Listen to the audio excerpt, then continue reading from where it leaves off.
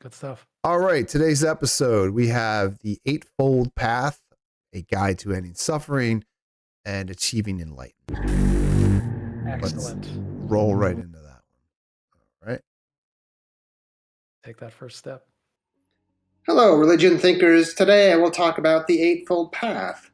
Look for more in my upcoming book, Making Sense of the Sacred. The last of the Four Noble Truths of Buddhism is the Eightfold Path. It spells out the Dharma, or the religious ideas, disciplines, and duties incumbent for those of the Buddhist faith. And I believe it is a faith, it is a religion. For to believe in reincarnation is to believe that in some ways the human life is connected to other lives, before our own and after death. It is a faith that what we think, do, and say matters. The Four Noble Truths say that we can end our own suffering and perhaps that of others. The Eightfold Path tells us how. So what is the Eightfold Path? It is a comprehensive approach to life which is necessary to follow to push us to realize. All right, let me read a little bit of this. It is a comprehensive approach to life which is necessary to follow to push us to realizing nirvana, that bliss of escaping suffering, because suffering, to live is to suffer, right? For sure. Mm-hmm. All right, let's see here. Right understanding. First, you have to have the correct thinking. You have to accept Buddhism and the Four Noble Truths. Otherwise, you really aren't going to take the rest seriously or develop spiritually. Number 2, right thought. If your mind is clinging, craving after things, those are the thoughts you need to get past. Gotcha. Those are the thoughts bonding you to suffering, or tanha. Number 3, right speech. Always use speech for truth and never to lie or slander. Ooh. Only in the complete absence of speech, in the still quiet of the mind, will you be able to find and eradicate bad attachments. It takes so much maturity to operate this way, you know? It does, right? It's a ton because you have to, it's like a personal maturity, and the people around you can most certainly continue to lie and annoy and cheat and threaten and you know, like they're not behaving better, but you're trying to stay on this path of noble it's a path. very mindful way of trying to stay on a path, like, or at least make your, it's a noble way to kind of a self-improvement, if nothing else. It's really something, and it's hard, you know, especially the not lying at all. I mean, yeah, and that's even just if you're like in a bar and you're like, there's a girl you think's cute, and you kind of embellish your pay, you embellish your story a little bit, right? And like maybe your education. I mean, people lie to each other all the time. So right action, it says always do the right thing. Don't lie, kill, steal, cheat, or take intoxicants. Okay, so they want to be as pure as possible. Do you know what the Four Noble Truths are? I don't know what they are. To some degree, yes. So basically, that there's a kind of a bedrock truth that all existence has as part of its existence is a kind of a strain of dissatisfaction cuts through all of existence. So basically, existence is suffering. Everyone's going to have that existential crisis, I guess. I'm paraphrasing. The second is that the cause of that suffering is an attachment, any kind of attachment to things that are ever changing. Yeah. The way out is to recognize that things are ever changing, and the true nature of things and consciousness, or who you are. And then the Eightfold Path is the fourth truth, and that's the pathway to the way out. That's like these are the steps you would take to help you discover the truth that existence is suffering. And it's like once you have that realization, I think theoretically, you can have moments of, if not actual, full nirvana, or in like you've really achieved an escape from that suffering. So like, let me propose an idea for you here. Sure. So you're not. I know you're not the what's the main guy name? I'm definitely not the Buddha. Thank you, the Buddha, and then the living Buddha, or the guru, or a guru of any kind. Yeah. I'm far from it, frankly. Survivor's guilt, or forgetting someone you love, such as if one of your family members gets viciously murdered by an evil person. When they say attachment leads to suffering, 100% true. And if you forget, say about your loved one, they can disappear forever. And then that person, even like me, I'm a highly, I feel immensely, I can't think of the word right now, empathetic. And it's just like this, if you reach nirvana, that means you're happy probably. So you're like forgetting about that lost loved one that was taken from you. And like that has like, how do you do it? Because they're gone, and you don't want them to go. You want to keep them in your heart and your mind. It's a great question. And I wish I had a good answer. It's a tough one. The best I can come up with, just in my small way, is like, it's okay to long for those we lost. I think that's entirely normal. It's recognizing that I have this feeling, but I don't have to be, and I can feel it too. And it's okay to feel it. I'd argue it's even healthy to be saddened by the loss of a loved one. I mean, otherwise, but not to become so attached to it that, in other words, I don't want to be stuck in the past. That if the person I loved me back, they would want me to, say it was a wife or something, a significant other, and I lost her. And of course I'd be devastated. I mean, if I loved her and she loved me, right? It'd be awful if I loved her. But I think if she also loved me, I guess I would have to, when I'm ready, feel that it's okay to move on, not to forget her. Yeah. But if I feel or fall in love with someone else and I have that's okay too. She's not going to hold it against me. She's not going to, from some beyond, and come back and haunt me for the rest of my days. She doesn't want me to be trapped in the past, if that makes sense. Right.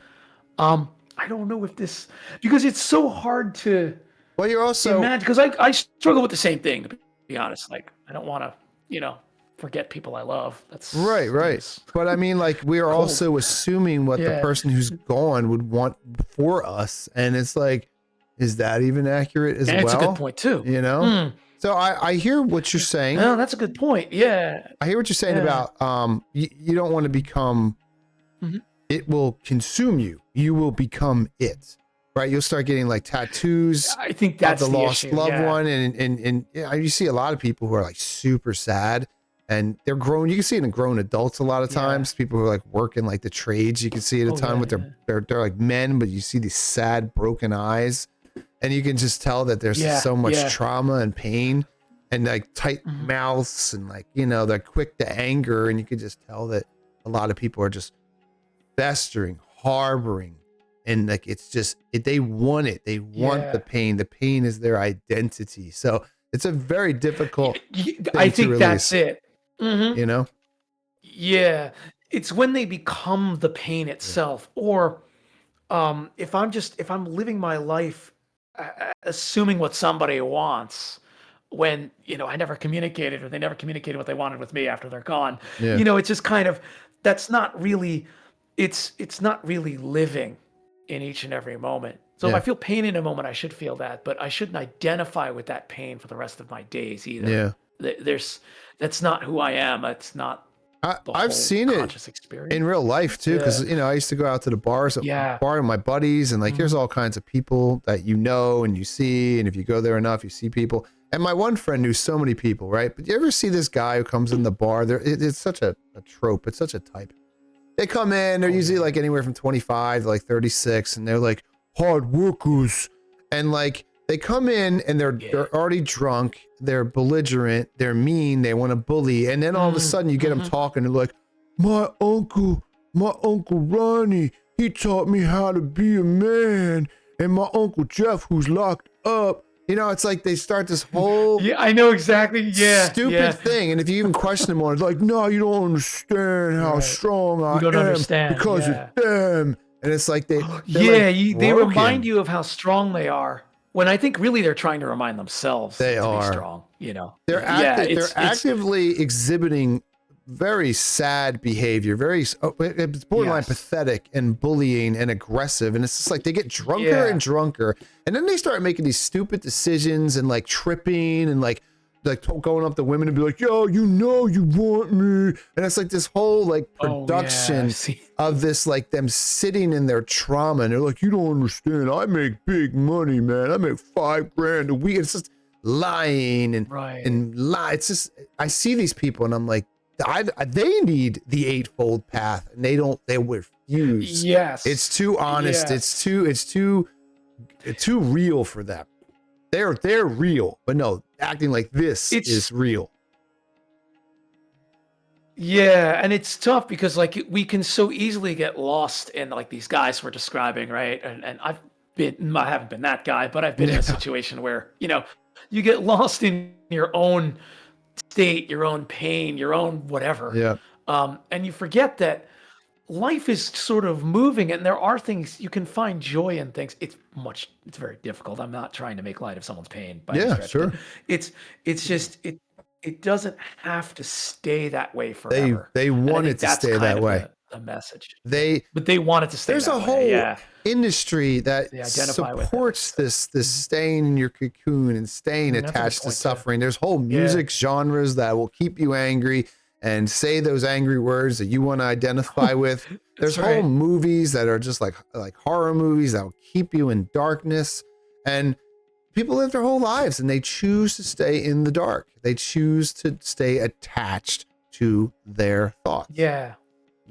Yeah, and that's just it. It's that attachment. They don't realize that you don't have to be that way. There is another way. And it's not always clear right away either. I think sometimes I'll open, like when I've had a painful event, sometimes like, oh man, I know intellectually that it's not always going to be this way. Yeah. But just emotionally, it just feels like, you feel so weighed down and in one day though, it's just okay again. But yeah, it's interesting. Regardless of how knowledgeable you and I are or how open-minded we are, we're still human and we still have to process emotion and pain and suffering. We could be tired, hungry, we could be having a bad day.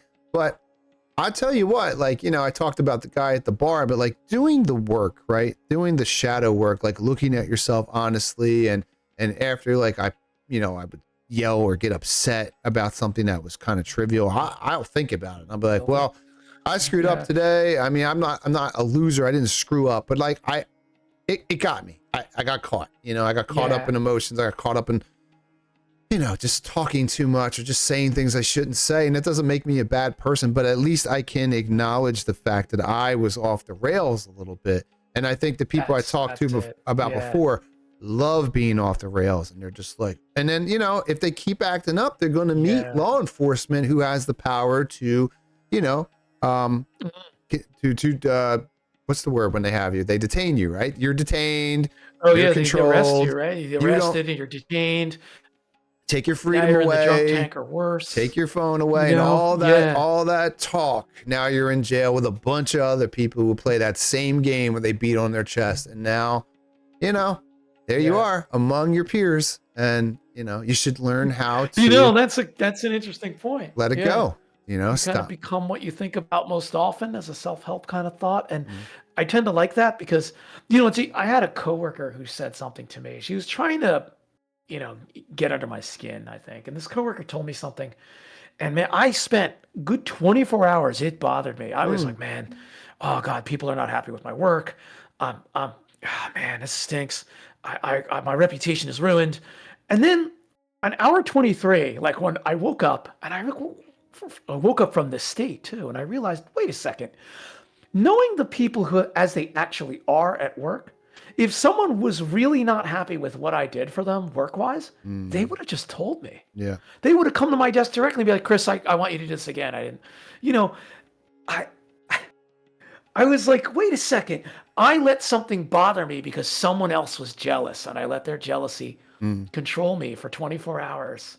And that 24 hours was lost in my own head when I could have been enjoying pizza with my friends or, hanging with my boys or being a girl. Well, it totally happens. It totally happens. And then this goes into what this is a good segue.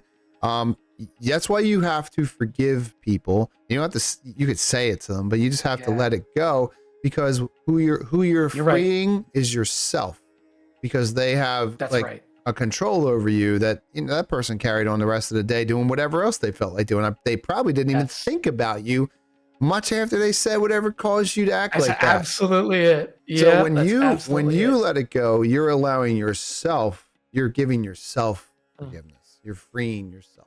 Yeah, you're forgiving yourself, and I think that's the thing too. I forgave myself. I said, well, okay, these things happen. Yeah. I quote messed up for 24 hours, and it's okay. I'm Mm. not still messing up, at least not that way. Yeah. Anyway, And that particular incident, I learned my lesson. Hopefully, I get better. you can be clear too. Like if that person, if you see him again, you keep it real short. You just say, "Hey, I didn't like what you said to me the other day. I didn't appreciate it." I mean, like, or just whatever it is, but keep it short and walk away. Don't debate. Just be like, "Hey, I don't appreciate the way you were communicating to me the other day, and I just want you to know that." And then walk away, and they'll just be right. like, And they walk away and you go about your business. Right? They'll feel it too. They'll be like, they will. People go, like that. Yeah, they'll feel it. There's something in the People air like that you attachment suffering anyway. You leave something in the air behind you when you're absolutely direct with people, and you just kind of like just put a period on it. You're just like, I like that. And then you leave it in. That is very true. It's just in like the you air. can feel it yourself too. Yeah, you can feel it yourself with them. Yeah, that's that's very true. There's that's a lot of people recently in my work who like step out of line and they do stuff that's inappropriate, and that's the funniest things when they go to like say hello to you like you're like an acquaintance and you just ignore them. It's so funny. It's just like they're just like, oh damn, what'd I do? You know what I mean? And you no longer talk to them. You no longer share niceties with them, and they're just like, oh, okay, that's the way it is now. It's like, and it's then probably they're like, what'd I do? And I'm like, well, why don't you think about it? Think about it for a second. Think about it. Why'd you get cut off? Right. And then, like most people, I don't care, whatever. Number 4. Speaking of right action. Always do the right thing.